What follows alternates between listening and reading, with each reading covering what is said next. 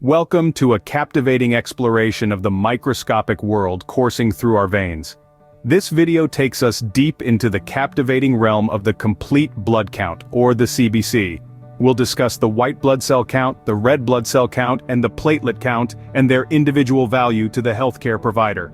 Before we get started in the video, it's imperative to state that the purpose of this information is strictly educational. It is not a substitute for professional medical counsel, diagnosis, or treatment. Always consult your physician or a qualified healthcare provider with any inquiries you may have regarding your health, and how this information may or may not relate to your specific health situation.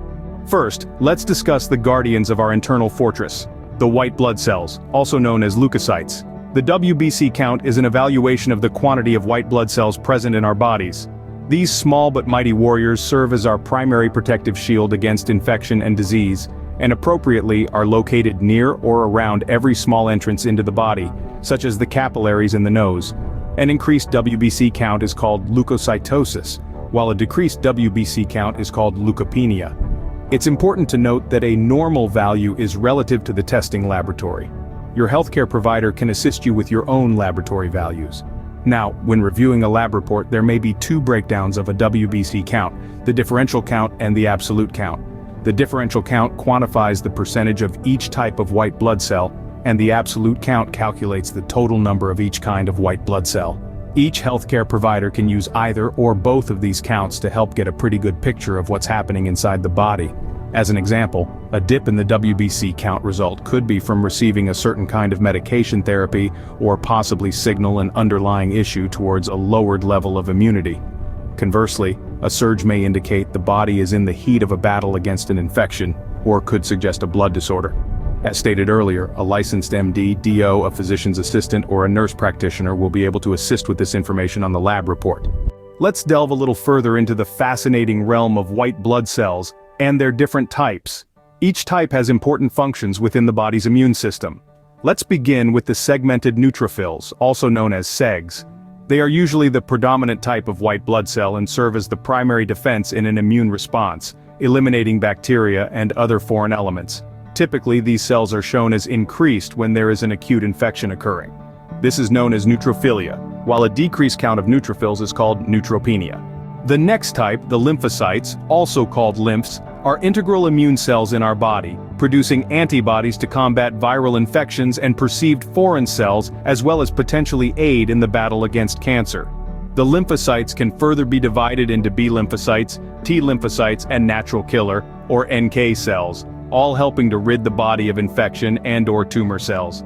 An increased lymphocyte count is called lymphocytosis, while a decreased count is called lymphocytopenia. While tracking the journey of lymphocytes, our focus shifts to the monocytes, also known as monos. These crucial immunity agents inhabit not just the bloodstream but various tissues too, working alongside our lymphs. They primarily assist in injury recovery and fight off specific infections. In collaboration with other white blood cells, monocytes clear away dead and damaged tissues, ensuring a clean and healthy internal environment. They also participate in dismantling cancer cells, highlighting their vital role in combating this lethal disease. What's more, monocytes also regulate our immunity against numerous viruses and bacteria, acting as our body's primary defense line. It is fascinating to note that an increase in monocytes is referred to as monocytosis, while a decrease in monocytes is termed monocytopenia. Further, we have eosinophils, or EOs, which are essential for fighting multicellular parasites and certain infections. Although these cells have a relatively small population in the peripheral bloodstream, they play a part with other cells in allergic responses, regulating the severity and duration of inflammation. An increase in eosinophils is called eosinophilia, and a decrease in eosinophils is called eosinopenia. Lastly, we have the basophils, or basos, the smallest group of white blood cells. Despite their small quantity, they are crucial in the response to parasites, and also participate in allergic reactions. A thorough understanding of these enables us to appreciate the intricacies and efficacy of our immune system. Each variant of white blood cell has a vital role, cooperatively maintaining our health and battling disease. As you may have figured, an increase in basos is called basophilia, while a decrease in basophils is basopenia. Next, we continue our understanding of the CBC with the red blood cell count, also known as an erythrocyte count. Red blood cells are vital to the body's circulatory system as they transport life-sustaining oxygen to the body's tissues. An increase in RBCs is called erythrocytosis. Conversely, a decrease in RBCs is termed erythrocytopenia. A reduced RBC count may signify a condition like anemia, where the body doesn't have enough red blood cells to transport oxygen. Conversely, an elevated RBC count could suggest a disorder like polycythemia, where the body produces too many red blood cells, possibly causing the blood to increase in volume and thicken, keeping the blood from flowing easily. There are also more helpful pieces of information regarding the red blood cells that are sometimes seen on a lab report too. These helpful pieces of information are called RBC indices. These indices include hemoglobin, or HGB, hematocrit, or HCT, mean corpuscular volume, also known as MCV, mean corpuscular hemoglobin, or MCH, mean corpuscular hemoglobin content, MCHC, and RBC distribution width, RDW. These helpful pieces of information tell the provider about the size, shape, and physical characteristics of the red blood cells. Let's dive a little deeper. Hemoglobin is a protein within RBCs that uses iron to carry inhaled oxygen from our lungs to our muscles and tissues, and a lower level may suggest anemic conditions. It is also the hemoglobin portion of the blood that gives the RBCs their color. Hematocrit measures how much of a person's blood is made up of red blood cells compared to the total blood volume. A decreased result can indicate conditions like dehydration or anemia, depending upon an increased result or a decreased result. MCV measures the average size of red blood cells.